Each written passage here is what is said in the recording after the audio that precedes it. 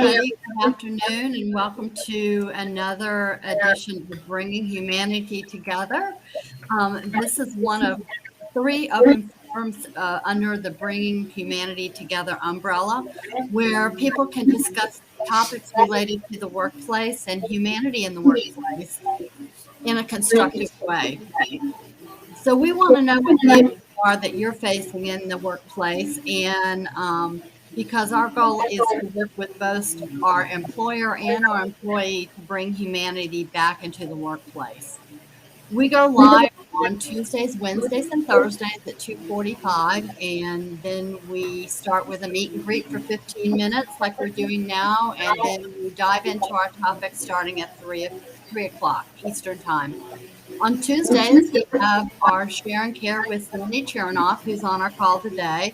And on Wednesdays, we have our Conversations for Humanity, led by our visionary, Chris Berryman. And I do the happy hour Thursdays.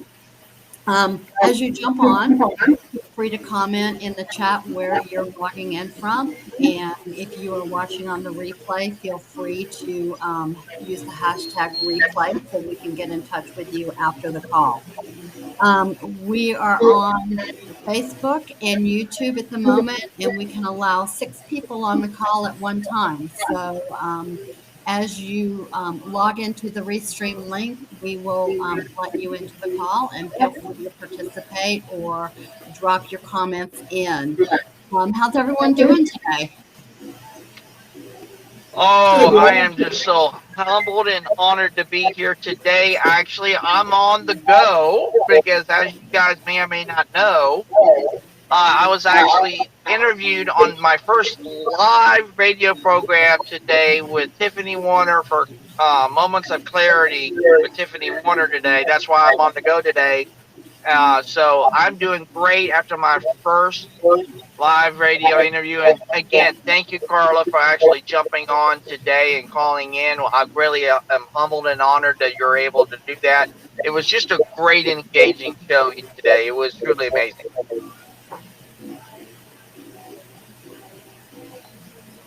Yeah, it was great to hear you today, Chris. It was a lot of fun. It was. So hope everybody will be able to catch up on the replay. It's not only in our corporate page, but also it's on my personal page too as well. We would love to get your thoughts and comments on what you're seeing and everything like that. We would greatly appreciate that. So Sarah and Sandy, how are you guys doing today on terrific Thursday? Not Tuesday, Thursday. That was good, Chris. We're doing fine. My daughter's mad at me because I didn't go golfing with her. But it's too hot because although it's only going to be 24 or 25 with the humidity, it's going to feel like 28, 29. And I can't put myself in a situation where I could have another heat stroke. So I decided not to go. And she says to me, "Oh, you're building in this fear." I said, "Elisa, you have to understand, you haven't experienced this, and it's not very much fun." I was dizzy and unsteady on my feet, and then I started throwing up. I don't want to be on the golf course and experiencing that, so I just told her, "No, sorry, you go and have a nice time, and bye-bye." I don't want to throw up no matter where I'm at. Well, I don't know. I agree. I don't usually do that, but I was actually really sick with that. And I don't want to experience it again. So it's too hot for me to be. And on the golf course, unless you hit into the wood somewhere, there's no shade on the golf course. That's why I've never had a golf course. Yeah, I mean there just isn't, because on the fairways there's usually not too many trees, and so there's just really not much shade. So when it's hot, you're out in the sun. Period. Yeah. That's what it's like. That's why you see people even in the heat with umbrellas, because they're trying to protect themselves with their umbrellas. Because I live on a golf course, so I see people whether they're the dummies that play in the rain. Really. No. And then there are people that I don't play in the rain either, Carla. And then there are people that when it's really hot, they go out there, but they use their umbrellas in the heat too. So I get it, but it's, I'm just not interested. So, How do you play with an umbrella? well, I guess they have it on their golf bag. So, when they're pushing their bag, they're underneath the umbrella. But I agree with you, Carla. How do you hit a ball holding an umbrella? I don't know, because you need both hands on I your don't think club. that can be happening. No. Yeah, I agree. So, it's a bit strange. But anyway, whatever. When they're walking down the fairway and so on, they're under their umbrella. But you have to step out if you're going to hit your ball. So it's not for me. I can't believe it, but it's just where I'm at now. I don't want to experience that again. It was not very much fun. Well, That was on the day that I had to have those 2 biopsies, Chris. So it was a good thing I had arranged with Yale to take me.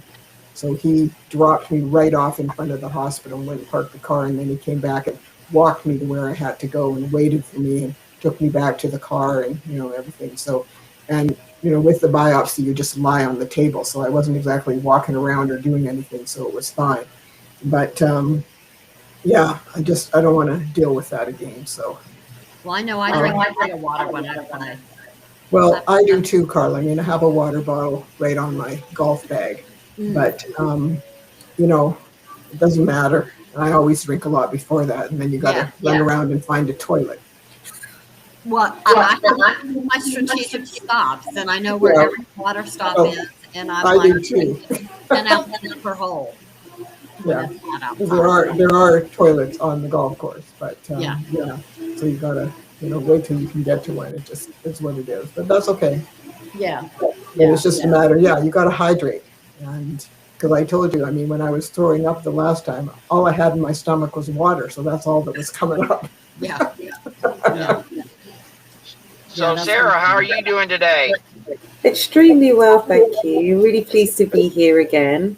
And I've had so many meetings. It's been unreal. Just a very busy day in the office. So it's been lovely, though. I went so just prior to this, I was at the 360 Biz Catalyst Friendship Bench meeting. So I did. Yes, Dennis does that. Yes. Yeah. So I did that with him, and it was absolutely fantastic, to be honest. The subject was about anger and how that's demonstrated, and and how it can be channeled in the right ways, and it's not always bad, and things like that. And there was a guest speaker as well, Sarah Hines, and she was really, really good to listen to. Good. Yeah, Dennis Makoko is truly amazing people. I'm just so thankful and honored to know him, and me and Sandy knows him very well from Biz Catalyst 360. And I actually met him in person, Sarah, because he came to Vancouver, because he and his wife were going skiing at Whistler. And so my husband and I, and one other guy who lives in Burnaby, which is a suburb of Vancouver, the 6 of us had breakfast together because Bharat brought his wife too. And it was just, I said to Dennis, who would have thought? I mean, he lives in Florida, I live in Vancouver. You can't be much farther apart on this continent. Who would have thought we were ever going to meet? But it was fun. It was really fun. He's a very nice fellow, and his wife is lovely. He is. Yeah. And actually, his wife is actually from England. That's right. Is that where oh. Yeah, her name is Allie. Yeah. She's very nice. So what did they talk about when they were talking about anger? There was lots of sort of themes that came around about, to be honest, because it's such a broad subject, isn't it? Like, you could look at anger, say the differences or the correlations between anger and rage, maybe, and looking at those differences, and looking at when people are angry, what have they been angry about, or is it a case of, is somebody being angry because they're angry because they want to show you how they're trying to hurt you in some way, by their demonstration of anger, or is it a case of someone is angry to demonstrate how hurt they may be about a situation or a scenario?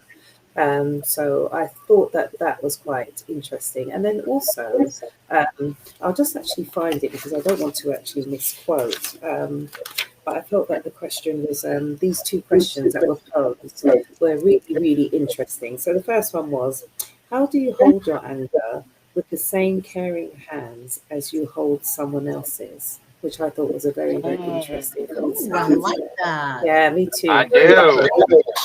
And I like this one as well, even more so maybe, about it was around intention. So the question is, it our intention to show hurt or to show how much we are hurt? Ooh, You I need to like put that. this in the group. I Sorry? think you can You show need to others put you're this hurt in the without group. being angry and nasty about it. Right. I mean, it's very uncomfortable to be around someone who's really angry. Exactly. It's not very much And fun. where do you draw the line, so to speak? I mean, I don't think anybody really one thing that was quite commonplace or common felt was that nobody wanted to take on someone else's anger, Mhm. but they wouldn't mind supporting somebody through it. And really, anger, which is something that I wasn't quite aware of or didn't give too much thought about, is really about need, isn't it? There is always a need, which is usually why anger comes about, whether it be through road rage or some of the world tragedies that we saw, like we raised COVID, and how people were quite angry about having to be at home, and when you were first taught, when that first came up as a subject, and people's lives were affected. A lot of people suffered with some shock, some anger, and other people were quite thereafter once they got used to being at home and with their family bubbles and things of that nature. Um, and then another sort of tragedy, which sort of showed a lot of anger at the time when it happened, was the incident to do with George Floyd. That public incident, and how feelings of anger was quite openly displayed around the world, protests and things of that nature. But what came from that was a collective community, a global community, Mhm. that was able to come together and protest and just form some type of unity, through their grief, as it were. And it was also spoken about in terms of grief and how anger relates to that as well, or can do. And People were maybe if I'm upset. going, People so really they, were upset about that, Sarah. I mean, that sorry, policeman, the people were very upset about what happened to him yes, because that policeman, other people around him told him to stop. And of course, the guy that's was saying, I can't breathe, I can't breathe. And he just kept his knee on him, the whole time until he died. I mean, it was just, it was, I think it was an overreaction to whatever. Because I mean, they already had him handcuffed. They already, so what are we doing here? It was exactly, it was literally overkill. yeah, very much And I so. think that's what upset so many In a people. literal way. Yeah, exactly. I mean, it was terrible that, that he treated him like this. Okay, he did something wrong. All right, that's fine. But you've already got him. You've got him handcuffed. Put him in the police car and take him to the police station. Why are you, killing him on the road there? I mean, it was horrible. Yeah, Absolutely horrible. I mean, And I so don't want to unnecessary. experience that day, especially on the global scale in that manner. It's quite shocking, isn't it? It's a bit of a world event for me, and it born so many different feelings. But what are your thoughts anyway regarding anger and how it the themes around that? Well, I think it can be purposeful and productive because it motivates you to make a change. If you're angry about the way something is handled or whatever, and you think you have a better way of handling it, you would instigate change to make that happen. But some people don't have the emotional maturity and are chronically angry and don't know how to constructively um, diffuse their anger or even be mindful that they are being angry. And I They're not agree with mindful you. about how they react to it. And, I look at it from a health and wellness perspective that it can truly impact your health. quite right. Yeah. And I also think as well that it raises other themes that you've mentioned, Karma, in relation to, we're not often taught about how to deal with anger. You know, we're never taught that. It's just an emotion that we feel that we have to convey. And some people, have been all manner of things. They sort of hold on to it, and then later on explode. Everything sort of boils over to the surface, or sometimes it's a collection of frustrations that are happening, and people don't know how to project that. And what about men as well? They are never taught how to deal with their anger, and a lot of the time, instead of them being able to communicate that, they may take it out on maybe a wall, or an irrational type of behavior, which we're all prone to do. I mean, women can sometimes all have the stereotypical images of like screaming, about, if they're angry or displacing their anger in that way. And it's really about how you channel it, like you've just mentioned, Carla. I think that's quite an important thing. Well, for me at least, when it comes to anger, and I share this with people every day, and it goes also to what we're talking about today about intentionality. I truly believe if we can be intentional in letting go of what we fear to lose, then we will have nothing to fear, and then we have nothing to lose. If we can let go of that fear that controls us and says you can't do this, or you shouldn't do this, or others tell you that you can't do that, or no, we can't let you do that here because it's been done for hundreds and hundreds of years that way. And then you get, like Carla said, you get to a point that you get so fed up for it. How do you channel that? How do you become intense enough, and also intentional enough to say, I'm going to take this negative that's in my way and use that as a positive to be able to create the change, not only in my life, but also in the lives of others, whether it be in the workplace, whether it be in the community setting, whatever that might be. How do I channel that? And to the law of intention that we're discussing today, I truly believe we have to be so intentful in why we do and why we do it, even from a place of anger. Do we let that anger consume us and take us down the dark path that we forever dominate our destiny? Or do we let that say, hey, it's there, I recognize it, I understand it, but I'm not going to let that dictate the way I choose to go down. Not a decision, but I choose to go down this path because I deem it so. So by doing that, you can take that in a totally different mindset construct that's going to be beneficial not only for you, but others can react to that and say, hey, wait a minute, I thought he was going off the deep end with that, but he didn't do that. So then people start to thinking, well, I can't bring him down that way. So it's almost like when you see a bully in school, more often than not, if you ignore the bully ain't going to bully you no more. Sometimes you got to let those things just kind of go. Mm-hmm. And you're so right. You have to be intentional and recognize what your anger is, because it can affect you not only mentally, but also physically.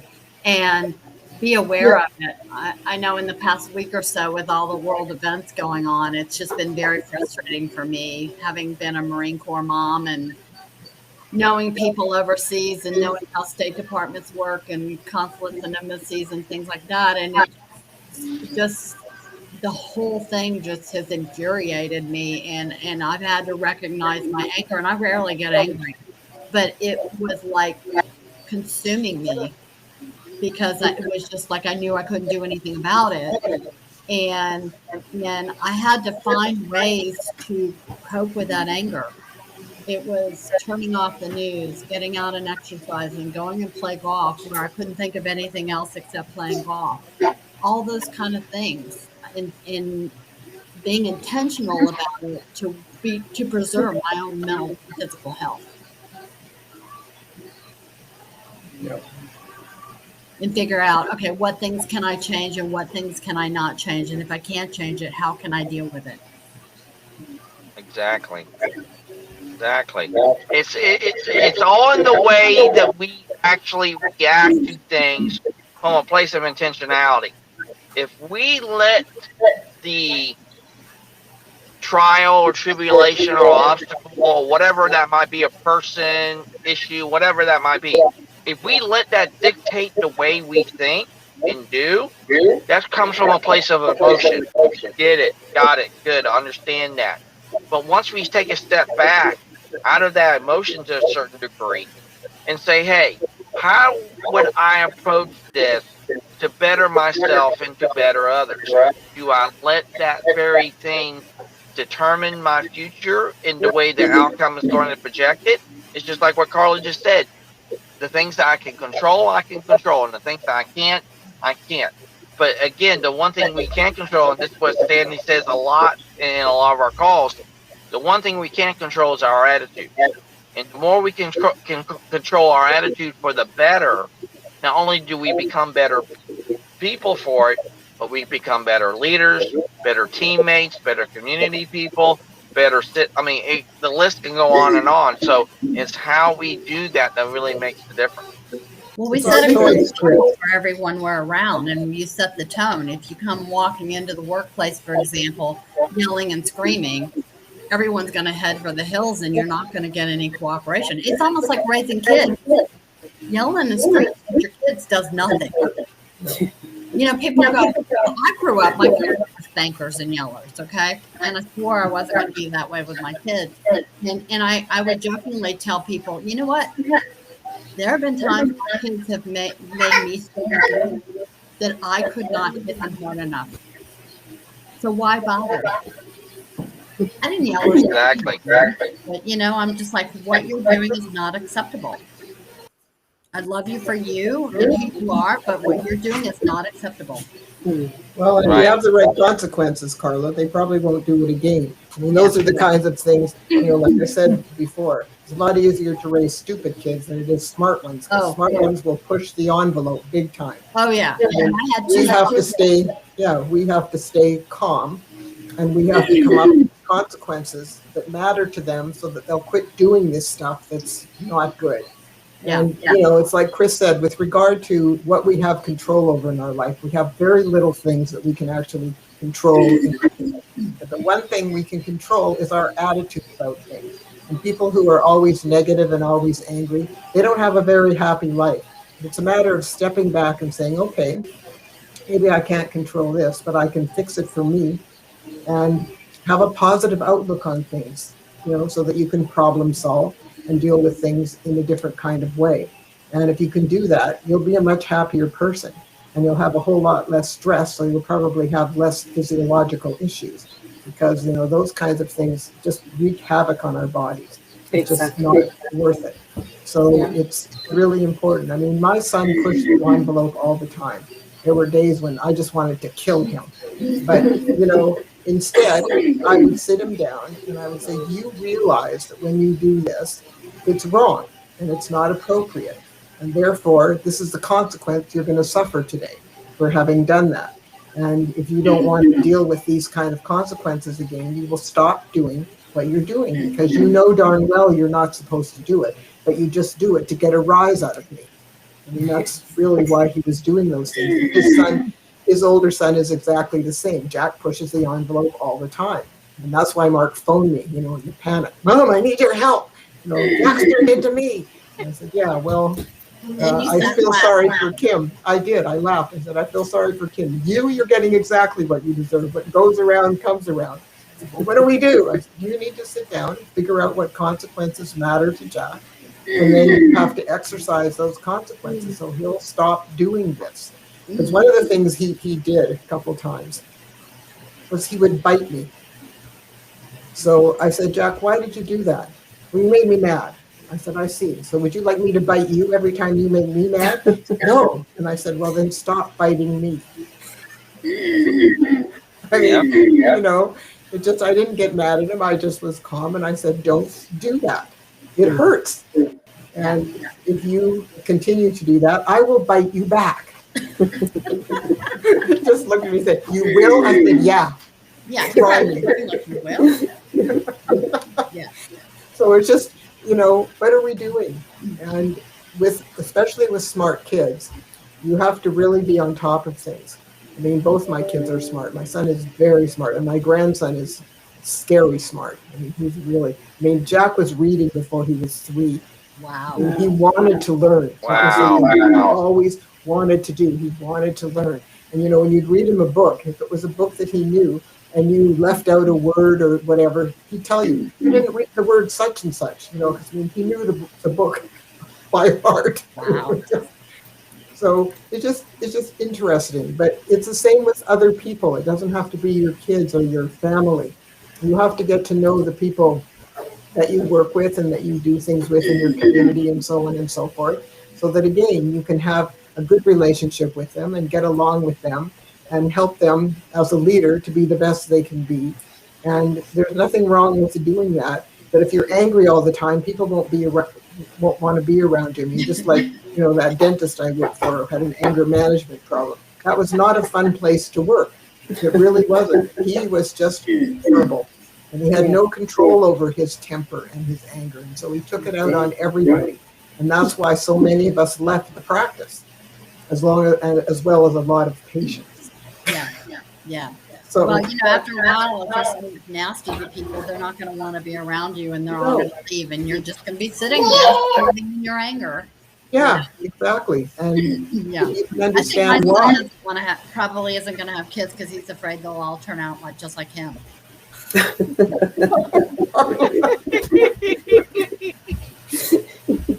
Well, man, oh you know, man. sometimes they do. That's genetics. But, you know, it's just a matter of figuring out how to deal with them. And Kim and Mark have done a good job with Jack. He doesn't, you know, do as many things as he was doing before. And that's because he doesn't like the consequences. And I told Mark, I said, that's the only thing that works. It's the only thing that worked with you. And it's just a matter of, like with my daughter, she's very different. All you had to do was threaten to smack her. That was it. One threat of a smack and Elisa would be good. Mark would come and pull his pants down. Do you want to spank me? Because he didn't care, because he was tough. So that sort of thing and that kind of threat didn't work with him. You know, we figured that out pretty quick. So we had to do things that mattered, and that's what you have to do. You got to figure out what matters to the kid. It's no different with adults. Yeah. It really isn't. You got to figure out what matters to people so that they're going to stay in line and do what they need to do.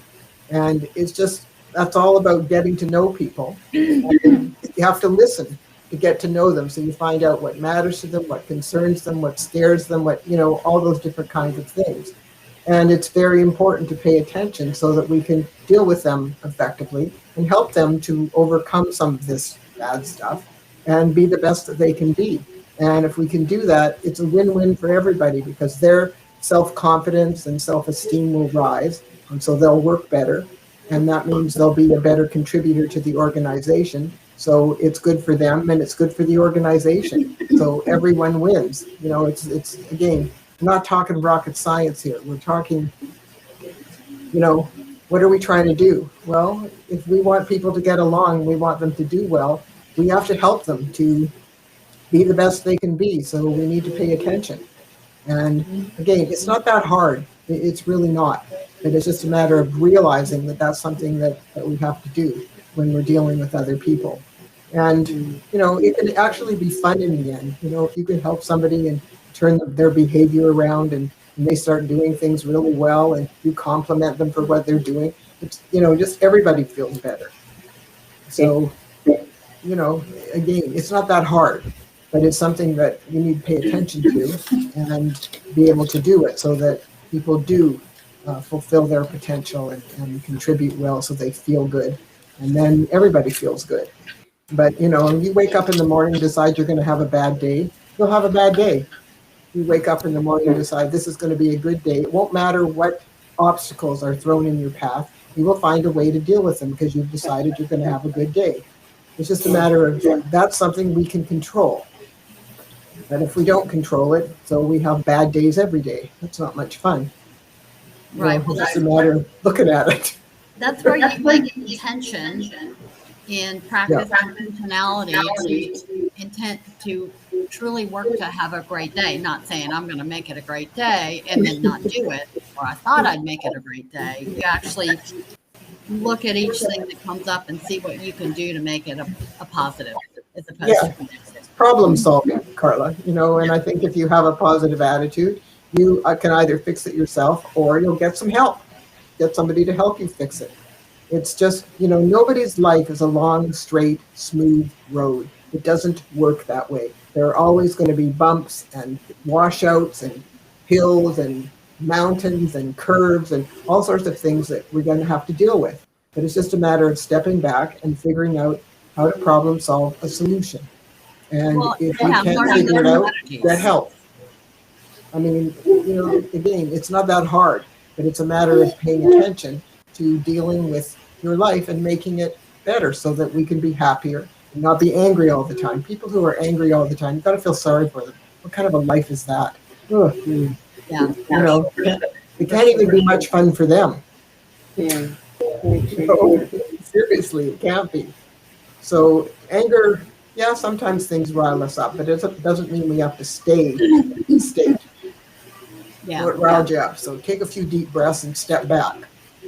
Well, I mean, there's things you can do to manage anger, like journaling or exercising or just removing Breathing is good. A lot of people need to practice forgiveness.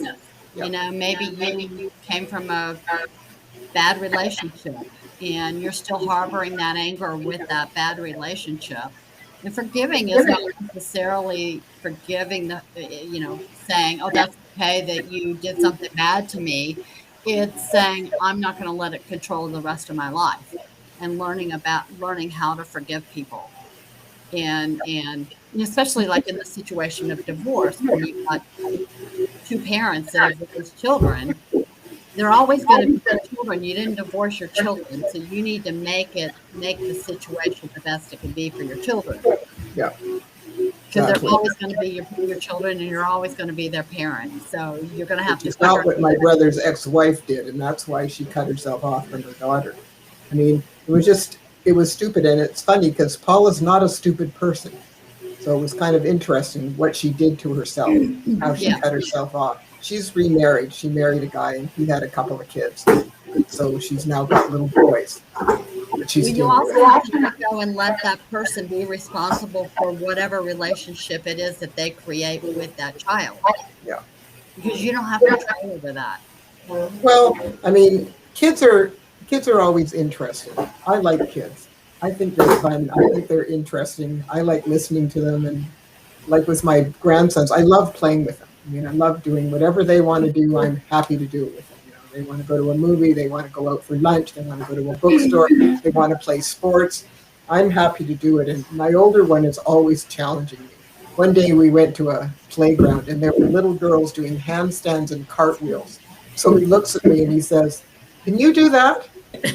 And I said, "Yeah, I used to do that." He said, "Show me." So I did a handstand, and I walked on my hands.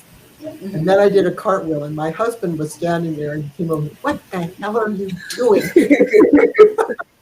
And I said, "Well, the funny thing is, I can still do this stuff. I don't know why, but I can." Brilliant. So it's just a funny thing. And Jack is always daring me to do different things. Sometimes I don't, but a lot of times I figure, I'll give it a shot. Why not? And that's why he likes to do stuff with me. So, it's just a matter of how do you deal with the kids, and especially smart ones. So, I mean, the little one he's smart too, but he's not like his brother. He's a lot more fun. He's a lot more easygoing. And he likes to sing and dance, and he loves to entertain. I mean, he could go on a stage and sing, and he's got a beautiful voice. And he learned to play the guitar. So he strums the guitar and he sings. This 8-year-old is something else. I mean, he really is. But it's kind of fun to watch. And my daughter-in-law has a beautiful singing voice, and that's where Sam got it from. And so often he and his mom, he will play the guitar, and he and Kim will sing together. It's beautiful. I mean, it's really beautiful, and it's so nice. And so sometimes Jack accompanies them because he plays the keyboard. So he'll keyboard, and Sam will strum his guitar, and Kim and Sam will sing. What fun. So it's nice.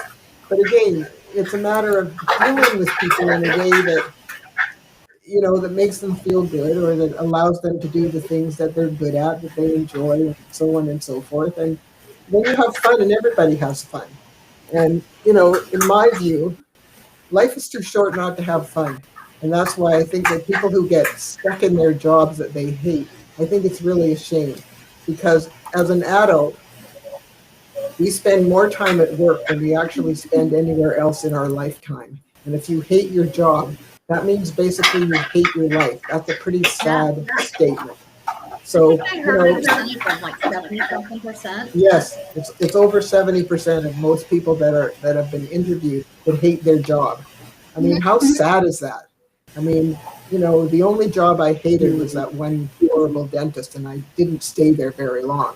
But I mean, when I worked for my dad and his partner and my brother and one of my ex-brother-in-laws and another guy that I worked for who was a really good dentist, and he was also a lot of fun. And now his daughter is a dentist, and she's in the same practice with him. And I mean, he was a very, very nice guy. So it was fun to work in that office. And only that one dentist, that one young guy, was the only one that I hated the job. And so I didn't stay there very long. I just, a few months, and I'd had it. I'm not dealing with this anymore. Mm-hmm. And so I walked away. But, it's just a matter of what do you do? And, with what I'm doing now, I haven't really come across anybody that's caused me huge problems, because basically I'm coming in to help them. So they're very happy to listen to me and to, try out some of the things that I suggest to them, and so on and so forth. So I haven't really run into, I just had that one company, Chris, remember I told you that was a tech company, and the boss was horrible. Yeah. And yeah, he was horrible. But the people that I was working with, because I was dealing with his managers, we had a lot of fun in the workshop, except for the one workshop he came to. And then people were not nearly as participatory as when he wasn't there. But the HR manager showed me emails he sent to her that he was screaming in the email. I mean, that's what it was like. And I said to her, he shouldn't be sending these. She says, I agree with you. I just delete them. I said, good for you. Wow. So, it's sad that people walk around with that degree of anger in their life. Yeah, it is. It's horrible, Carla. And you have to feel sorry for them. Yeah. See, So how do you guys intentionally manage your anger, or even just manage for growing in life in general? Well, I'm in a Okay. meeting right now, so I can't do this with you. All right, Sarah. Not a problem. We'll I'll see you here as soon as shortly. we're back. Get off Yes, the very phone. much so. Hope so. Thank you. I'm Take care. I'm getting off the phone Bye-bye. now. So how do you intentionally Political survey. oh, don't you love it? How do you intentionally every day try to grow to be a better person, Chris? Well, I'm intentional by doing this. I'm going to say to myself every day, I am going to have a productive day, however that may look like, whatever that might lead me, and I will do that no matter what. And I will not let my emotions dictate my outcomes and the way of state of being that I have. So when it comes to the point of anger, sometimes I do have to just let it go and let it all out, or sometimes I have to take that step back and say, hey, I have to recognize what's here and how do I achieve it and everything. And that's what I do. So I'm always intentional with that each and every single time. How about you, Sandy? I don't like being angry. I don't like how it feels, Carla. So sometimes, when I feel anger and I feel, something rising up in me, I just take a few deep breaths and I go, is this worth it? Like, is it really worth it? Because by and large, it's usually not. And the outcomes are not usually going to be beneficial to you or the person that you're angry with, whatever. But you can be assertive with somebody who has hurt you or done something that was inappropriate. And my definition of being assertive is knowing what you want and asking for it in an honest and respectful manner. And if you're honest and respectful with this person who you want to kill, then there's a far better chance that we'll get a better outcome from them. So it's just a matter of how you deal with things that aggravate you. And there's just not much point in yelling and screaming at people and being angry, because you're the one that's going to get all worked up and you'll start feeling bad. And that person isn't going to want to be around you. And maybe they'll just do it again because, they got a rise out of it. I mean, that's what bullies do. If you don't rise to what the bully does, they're not going to bully you because they're not having any fun. They do it to get a rise out of people. So it's just a matter of how do you deal with things. I mean, my dad used to get angry. And when he would get angry, this is really funny. We would hide under our bed so he didn't see it. Because my mother would say, wait until your father gets home. Yeah, because if he saw us, he would yell at us or, spank us or do something. So if my dad came home and he was angry, I would hide under my bed. Yeah. Until he calmed down. And I ended up working with him. And a couple of times I had confrontations with him. And after a couple of those, he quit doing what he was doing because he realized that, it wasn't working. And so we got along a lot better after that. And because what he would do, he would ask me to do things. He knew darn well I didn't know how to do them. Yeah. And then he could get mad at me because I didn't do it properly. So I just said to him, I don't know how to do that. You want me to do that? Show me how. So we started backing off. Hello. I think it's important to set boundaries with people, that if people are going to be aggressive towards you, that you have to let them know whether it's acceptable or not. Mm-hmm. Like there was a situation that I remember you telling a story about a dentist blowing off at you. And I've been in situations like that too, that I wasn't the one receiving it, but it was, I was witness of it to say, this is not an appropriate time or place to be handling this, or you should not be speaking to me in this tone of voice. Maybe we should discuss it later on after you calm down, to really set boundaries. Because if you accept it, they're going to continue it. Yeah, absolutely. It's going to become abusive. So if you call for a timeout and say, hey, wait, I'm not going to deal with the situation right now because you're being disrespectful to me as a person, and let's talk about it later when you've had a chance to calm down. Yeah, exactly. Because people aren't rational when they're angry. No. So, there's no point in having a discussion. And you're right. Just tell them, we need to discuss this, but we'll discuss it later when you're calmer and you're not so angry, because otherwise we're not going to get anywhere. Yeah. Well, I believe that everybody should take ownership of how they react. Yep. There's so many people that get triggered. I hate that word, by different things that, I know people that are like so upset about people that are on their social media that don't agree with them politically or philosophically or whatever. And I'm like, why are they even on the feed? Yeah, exactly. Their family or whatever. I said, you know what? You take them off and they're never even going to know that you're not there. They're just going to figure out you can respond, until they do and blow you away. And then they'll see that you're blocked, that you block them. I said, why are they even on here? Yeah. You have a responsibility. You have the ability to decide what you want in your feed and what you don't. You can make your Facebook page and your Instagram page enjoyable or not. It's totally up to you. Absolutely. Yeah. And again, so why, you're not a victim of somebody's anger, and you do not have to be a victim of being triggered. Exactly. You can walk away. You walk away. Yeah.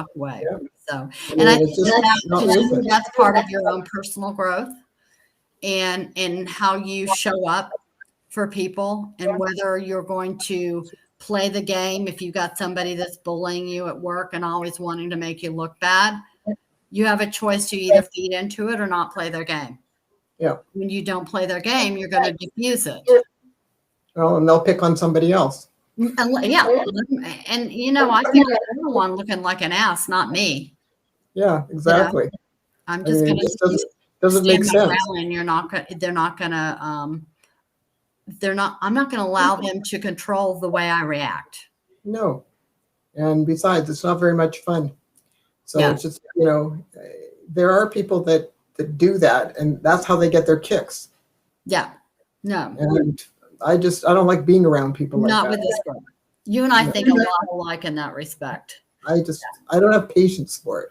I just think, like, why are you doing that? There was a girl when I went to school who used to pick on people, and she would pick on people that in ways that were just horrible, Carla. Ugh. And so one day I told her, I said, I'm sorry, why are you doing this? You're making these girls feel so terrible. Why are you doing this? And she just looked at me and I said, it's not nice. Yeah. And I don't understand why you're doing this. And I said, it makes everybody else uncomfortable. And the people that you're hurting are very uncomfortable. They don't even want to come to school anymore. So, stop it. It's just not nice. And she just looked at me. She said, why are you saying this? I said, because I feel very badly for these girls. Mm-hmm. And you're making them so uncomfortable. So she looked at me. She says, well, maybe I should start picking on you. I said, don't try that. Yeah. Don't go there. Don't go there. Don't go there. Don't go very far with that. I won't tolerate it. And these other girls are just thinking, if you're going to treat people that way, how would you like to be treated that way? Exactly. I mean, it was so horrible. It was unbelievably horrible. She was even horrible to her own mother. I mean, if I had talked to my mother, if I had talked to my mother the way she spoke to her mother, my mother would have smacked me. Oh, yeah. I mean, or washed my mouth out with soap or something. I mean, I would never have spoken to my mother the way she spoke to her mother. Yeah. I just couldn't believe that her mother allowed her to do that. And that was the reason why she could, get away with it with everybody else, because she figured, well, nobody ever stopped me before, so I can do this. Well, I'm sorry. It's just not a nice way to be. She's not a nice person. I used to tell my daughter she could yell and scream all she wanted in her room, but she was not going to call me names to my face. Fair enough. And then she had she'd gotten a piercing, and I didn't know about it. And my ex-husband found out about it at the beach, and he called me up like crazy, wanting what are we going to do? What are we going to do? And I said, I'm on my way to. I'm going to go think about it. So when I got on the way home from church, I called him up and I said, okay, so this is what we're going to do, and you're going to back me since you can't make a decision here. She has 30 days to take it out, or she has 30 days to get a job. She could take it out and go to college, or she has 30 days, she can keep it. She has 30 days to get out of the house. And I don't care if she works at the local gas station. She's going to be on her own. We can't do that. I said, then you come up with a solution.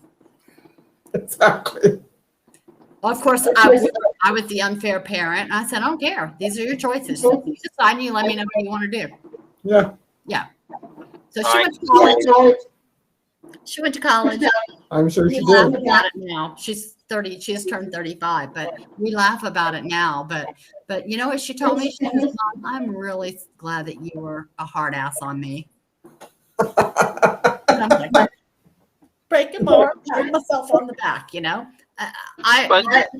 those single parent years were hell. But I think Carla, they turn out better when we give them parameters, and they need to have those boundaries, because kids that don't are just spoiled and horrible. And it's just a matter of, setting those boundaries and then having them work around it. And understanding that, you can't do everything you want to do just because you want to do it, because life doesn't work that way. So we knew it all in our early 20s. We were ready to save the world, and we knew it all. We knew nothing. Exactly. So, it's kind of interesting. It's no different with our kids. And they just need to understand those things. And I think that, when you do set the boundaries, I mean, my sister couldn't believe that, I sent both my kids off to university in Ontario, which is, on the other side of the continent. Yeah. And she said, well, aren't you worried? I said, no, I'm not worried, because there are certain rules that they know they have to abide by. Like, we gave each of them a credit card, Carla. The credit card came to us. So we knew exactly what they were spending the money on. And they knew that they were allowed to spend the money on. So, it was a matter of, sometimes there were mistakes, But by and large, they would have to pay those mistakes back, and they knew it. Mhm. So they didn't happen too often. But it was just a matter, and Lynn said, well, how come you did that? I said, because I think that, kids need to learn to be independent, Mhm. and they need to learn, what the parameters are in terms of we were supporting them. I mean, we didn't want our kids to start out their lives with huge debt. So we paid for the schooling. We paid for their room and board and, all that kind of thing. They didn't have cars or anything like that. But, we paid for everything else. And I told my kids, you want to go to Montreal for the weekend and visit friends? That's on you. I'm not paying for it. Yeah. So both of them had jobs in the summer. And so they had spending money and they could spend it. I didn't care what they spent it on. It didn't matter to me. Yeah. But as far as the money we were giving them, it had to be on books and on, their rent and their food and, so on and so forth. And that's just how it was. And they knew the bills came to us. So they knew darn well we knew what they were spending money on. So, but I trusted them and they didn't let us down. And, they both had a good time at university. And Elisa came home because she didn't like the climate in Ontario. And Mark moved to Toronto because he felt there would be more job opportunities in a big city like Toronto. Interestingly, he works in Edmonton, but that's okay. We won't go there. He did start with a job in Toronto. But, it's just a matter. Plus, most of the kids that he met were from Toronto. And so, he's got a lot of friends there, really a lot of friends. And of course, Kim is a Torontonian. And so her family and she has a lot of friends too. So they have a lot of friends. And it's fine. I mean, I wish he didn't live so far away, but it is what it is. And my daughter-in-law will never move here. I mean, when she comes here, Mark drives her around. Carla, it's really funny. Look at the mountains. Look at the ocean. Look at how green it is. And she looks at him and she goes, it's never happening. She's a city girl, huh? Well, she's a Torontonian. And her parents are born and raised in Toronto. Her grandmother was even born and raised in Toronto. Yeah. So I mean, Kim's not going anywhere. In fact, when they got married, I think their family sent 2 invitations out of town. And of course, Mark had a couple in Toronto, but most of his invitations were everybody was from out of town. Yeah. So it's just a matter of what you're used to. And Kim actually once said to him, why would you want to go back to Vancouver? Her mother, that's his mother-in-law, said that to him. I said, Mindy said that to you? He said, yeah. I said, okay, never mind. But her husband came out here and he actually really liked it. And their son came out here because he was working out here for a while. And I had him over for dinner. And Matt said, I'd love to move here, but my parents would It disown me. ain't gonna happen. My parents would disown me. That's what he said to me. Yeah. Oh, Matt. He said, yeah, you know what goes on. I said, yeah, I know what goes on. I said, it's too bad. But, it is what it is. You'll go back to Toronto. And he did. But, it's just, again, I guess, it's kind of what you get used to. And because all their family and all their friends and everything are in Toronto and in the Toronto area, then I can understand why they wouldn't necessarily want to move away from it. Like my grandson's always saying to me, why don't you move to Toronto? I don't want to. Well, that would be a big change. And a lot of people aren't. Well, and all my family is here. Mm-hmm. And all my friends. I mean, I grew up here. I have friends that I've known since I was 5 years old, Carla. Wow. I mean, I don't want to leave everybody that's, part of my community and everything, all my good friends and my family here and go live in Toronto. I would love to be with my grandsons more often, no question about it. But as I said to Mark, when they get a little bit older, you can send them out here. I'll be happy to have them for the summer. That'd be fun. Yeah. Teach them how to play golf. Yeah, well, exactly. Well, they like the mini golf, so I mean, you can take them to a, whatever. The point is that. That reminds me, when I went to California to visit some cousins and an aunt that lived outside of San Diego. And she lived in a community probably very similar to yours. She had a house on the golf course and it was like a 65 and older community. I used to think that was just such an old community way back then. And here I am 62. But my cousin told Brandon, hey, you go driving? And of course, he was like 14 at the time. And he's like, wow, I can drive in California at 14. I'm going, no, we're going to the driving range. But they had a blast. They had a blast and wanted to learn how to play golf. I actually worked in San Diego for a little while. Because I went to university in Oregon and I moved down there for a little while and practiced down there. And I also practiced in Oregon a little bit too. And then I decided to just come back here. But I also worked in Toronto for a little while, but I really didn't like the climate there either. So What's the difference in the climate? well, it's much more humid there and it's much colder in the winter. And I just wasn't used to it. And in addition, here's an interesting thing. I didn't find that the dentistry in Toronto was as high quality as what I was used to here. I mean, I'm sure there are dentists that don't do a really good job here, but in general, the dentistry here is very high. You know, the quality of the dentistry. Oh, okay. And Right. I worked for 2 or 3 different dentists in Toronto, and none of them did dentistry the way I was used to having it done here in Vancouver. And so I came home. Oh, I've seen that in medical practices when I was in graduate school and doing clinical rotations, and it was quite an eye-opener. Yeah. So I prefer to be working in an office where I'm comfortable with the dentistry, so that I'm not uncomfortable for the patients. Or you're proud of the quality that they offer. Yeah. So, because I mean, I told you, my dad had a lot of dentists for patients. I mean, that speaks very loudly for the kind of dentistry he did. And Right. my brother is also a very good dentist. And my dad's partner, Arnie, was a very good dentist too. And these 2 young guys were not. They were not that good. So although he was also angry all the time, he wasn't a very good dentist. So I was not comfortable, A, with his behavior, and B, with the kind of dentistry they were doing. So I couldn't get out of there fast enough. I was not happy. So I've been listening, ladies, and you guys are bringing up some great things here. For me, from an intentionality and growth standpoint, I have to intentionally be mindful to understand my place in space that is an organization and a community. But more importantly, I have to understand where people are at that particular time.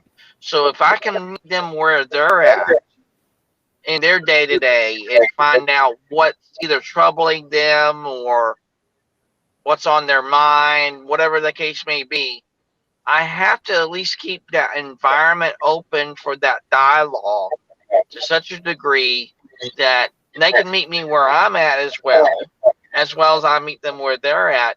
But also I recognize the fact that there are just some days that people just say, hey, just leave me alone. I just have to have my time.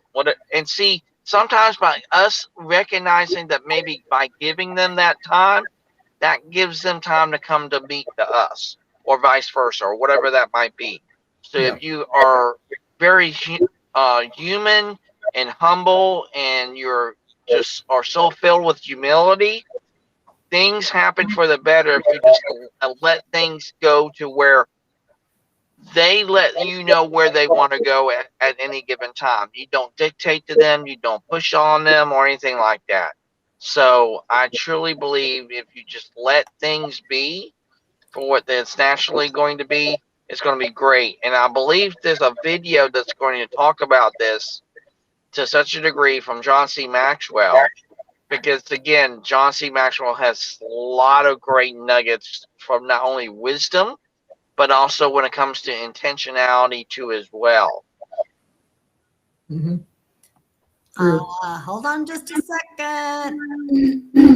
Finding it? I will cue it up. Okay. It wasn't where it was supposed to be. But that's the way it goes sometimes. Sometimes, Chris. But I think I agree with you, Chris. If you give people space, sort of give them their space to do their things and just, walk away and let them figure it out, then it's better. Because, standing there and, when somebody's yelling at you and you start yelling back, that's a lose-lose. You're done. You're just done. That's not the way to handle that kind of thing. Absolutely. And Grace, I'm glad you're jumping on today. We would love to hear from you. What are you getting from this discussion today? And I'm ready for the video if you guys are. Here's the video. If I did it right. You just got to All you start have to it. do is play it. There you go. Today's word on Minute with Maxwell is intentionality, one of the principles I teach about in my new book, The 15 Invaluable Laws of Growth. Live them and reach your potential. Here's what I know about intentionality, and here's what I know about growth. No one has ever grown by accident. If you're going to grow, you're going to grow on purpose. I realized that when I was in my 20s, and Kurt Kampmeyer over breakfast looked at me and asked me what my personal plan for growth was, of which I had none. And then he said, John, growth is not an accident. Can I tell you something? The only thing that will ever happen to you in your life that you don't have to plan or work on is death. You don't need a mentor on death. You don't need to read a book on death. Just hang around long enough and you die. Okay?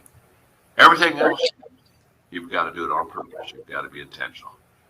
Paul Harvey one time said, you can tell you're on the road to success. It's uphill all the way. That's true. If you're going to grow and reach your potential, it has to be intentional. Fair enough. That is truly amazing. It's so true, Chris. It is. It is. And I've learned so much from John C. Maxwell. And that's why I'm so intentional in doing the things that I'm doing, not only with you guys here at Bringing Humanity Together, but reaching out to great people like Grace and like Sarah and all those other great people in our community, because I know that that intention is there. And if that intention is going to be true and right, not only by me, but it's going to be true and right by the people that I'm intentionally going out to seek, get wisdom, knowledge, insights from, and want them to be a part of this, I truly believe that it's going to not only help them, it's going to help me at the same time. Again, I will let that mission statement speak for us. Is if I help you, you help me, then we help we. Right. For sure. And it's a matter of intentionally surrounding yourself with positive people. Yeah. And being positive yourself. And it's a law of attraction. If you're positive, you're going to attract positive people. Because I mean, the last thing you want to do is surround yourself with negativity. No. Right. Not fun. It's depressing.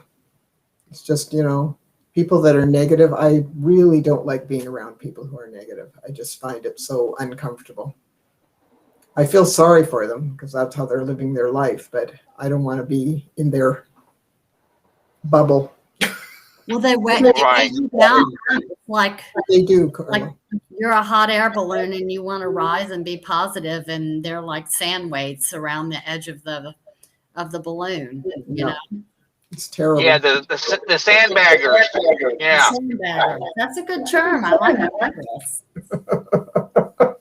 Yeah, because you gotta remember, in golf, there's a term called sandbagging. So if you get in the trap, you're gonna have to say, "I got a sandbag out of this hole now." So. Heard that one. Well, I've had. It's not used much, but I've heard of that.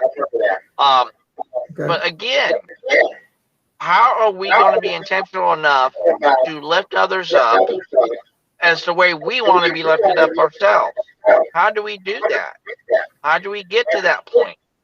And again, it's about, like I said, giving people that space and grace to be who they are meant to be. Don't make them do things they don't want to do. It's just like what you say a lot of times, Sandy. If you let people do the things that they were born to do, it doesn't really matter which way you get the thing done. As long as it gets done, it gets done. Yeah. I mean, it doesn't really matter how people get from A to B, as long as they accomplish what is expected. And, if they have their own way of doing it, fine. It doesn't need to be done the way I would do it. But as long as they get where they're going and where we want them to be, and the project or the, whatever it is gets done, who cares? I mean, why would you care how they got there? I mean, I don't understand why people think that they have to do it the way you did it. You may learn an easier way to do it. That's right, Carla. So, it's just a matter of how you approach dealing with other people. And it's it's so important to be accepting and be supportive and be encouraging. And again, you can, if somebody asks you how I should do this, well, then you can give them some tips. But if they go ahead and figure it out for themselves, why would you care? I mean, I just don't understand why people care. It doesn't have to be the way you did it. As long as it gets done and they get from A to B, who cares? I don't see why it matters to anybody.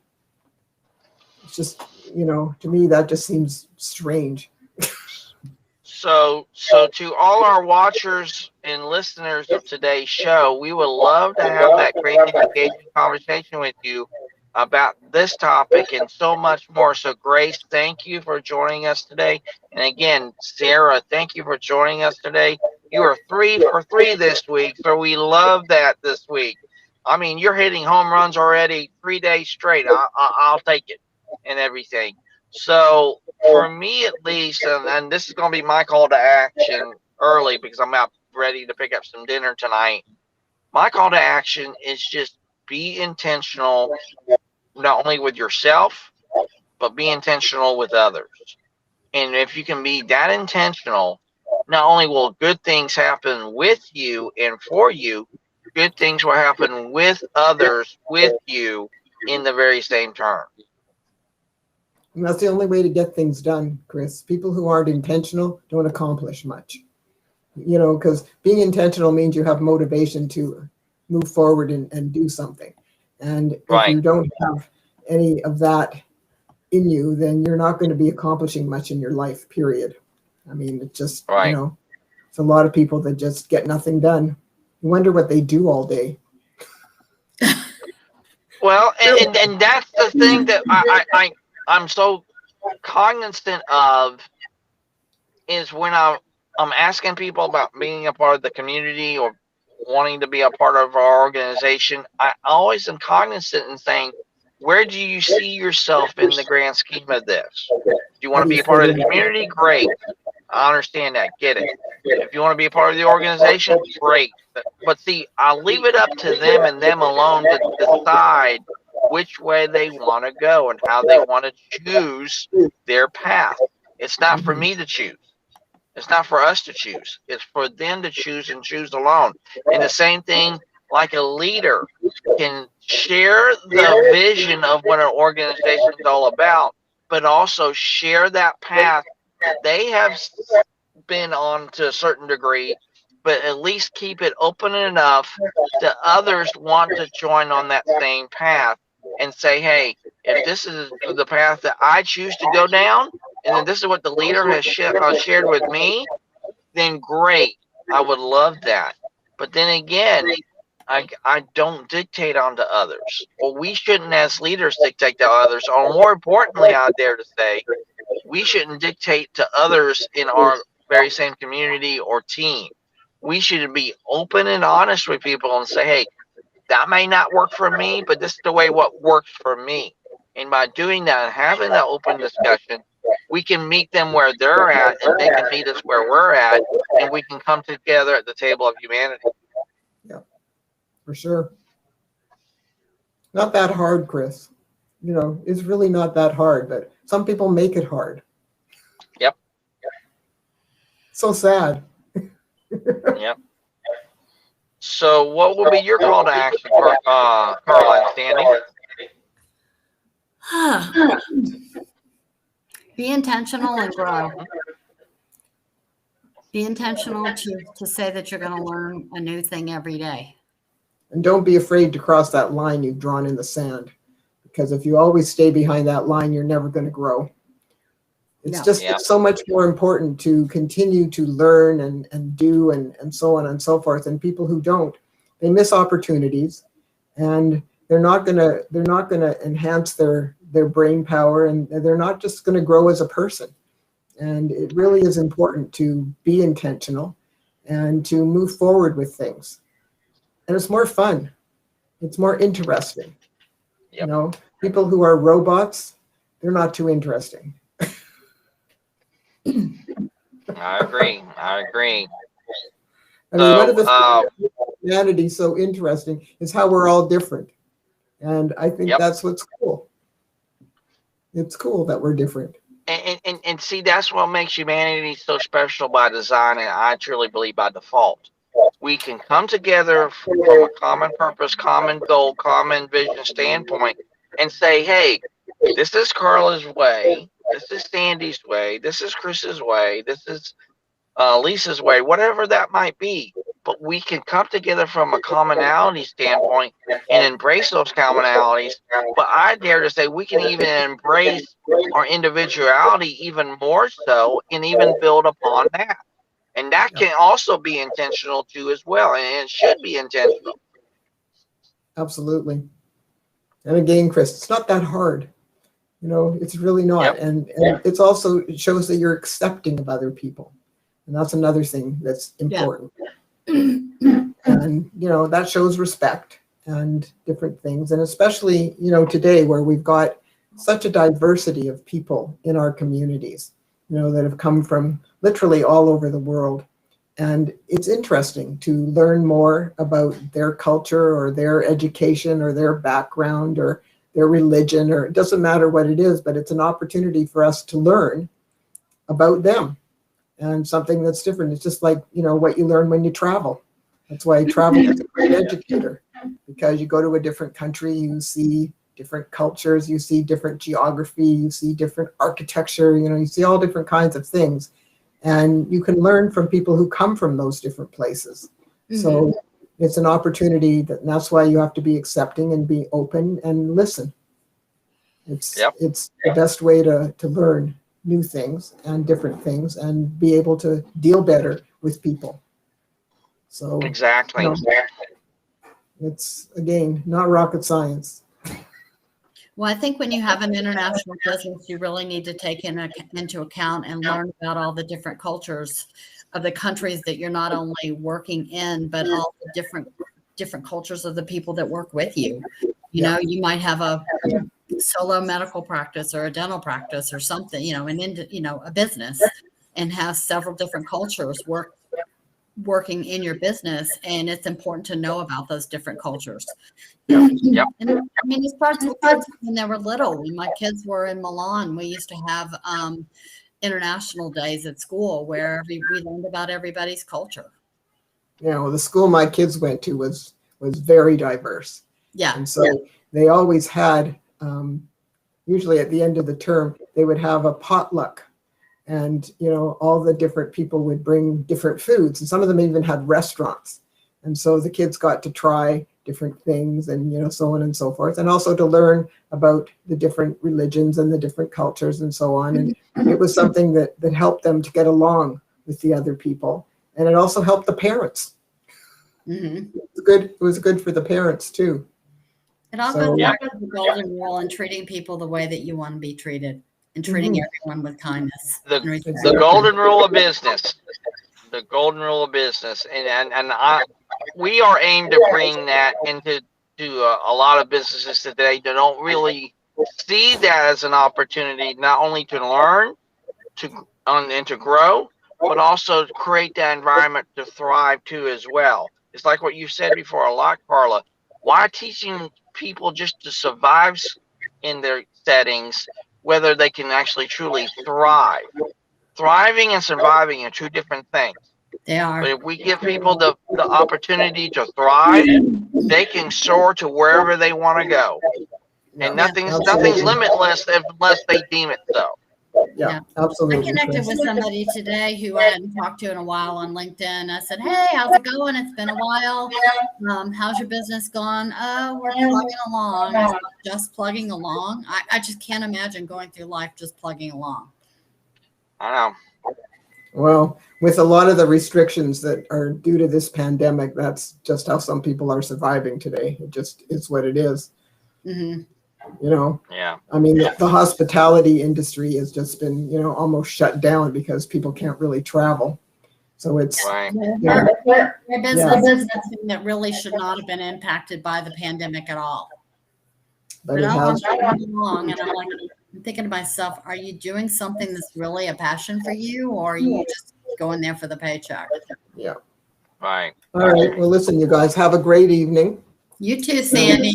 As usual, Thank this was you. fun, as it always is. It's been fun. You guys be sure and join us next Tuesday, Wednesday, or Thursday at 2:45 for our 15 minutes of meet and greet, followed by Share and Care with Sandy on Tuesday. Chris is going to do Conversations for Humanity on Wednesday, and I'll do the Happy hour. Healthy Happy Hour. I can't Happy remember. happy hour. There we go. That works. All right. Thank you, everyone. Have a great day. Make it care, your guys. day. Okay, Bye. bye. Bye.